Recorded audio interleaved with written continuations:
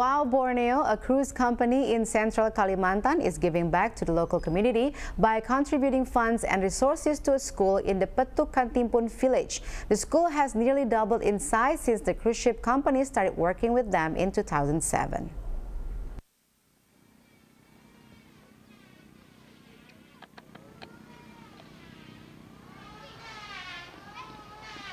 Petuk Kantimpun is about 70 kilometers north of Palangkaraya, central Kalimantan's capital city.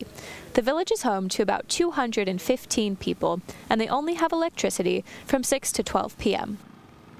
Wow Borneo brings tourists to this village to learn about local culture. During these visits, the company's tour guides realized while young kids in Jakarta were playing with smartphones, many children in this village were unable to read. The little school called Ransel Buku is a foundation which was inspired by one of our former guides on board, who realised how poor the education was for some of the village children along the route. So she had a wonderful idea in which she would visit the village along with her friends from university, and they would read to the children in that village. Well, that initial concept has grown, but its aim is still the same. Iul, the village's chief, runs the school. He says government funding was not enough to educate the village's children. Teachers were not coming to work because most of them come from Palangkaraya, about a 2-hour commute down a barely drivable road.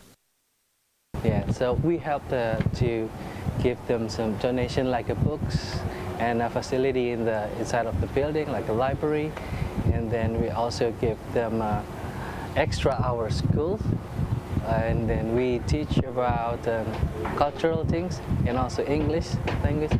And we also work with like garbage or trash management. They collecting the plastic bags, they're collecting the plastic bottles, and we teach them how to use it to recycle things, recycle papers. Also, they will do it into like dolls from plastics, like that. Ferry Irwan, Iul's son and the first person from the village to earn a bachelor's degree, says his classes at the cultural center encourage children to pursue their education because many of them stop going to school after 5th grade. He hopes one day his students will take over the center and continue educating his village. He shows his dedication to his work by regularly updating the school's Facebook page, which requires a 15-minute drive down the road that deters teachers from coming to work where he can get cell phone reception.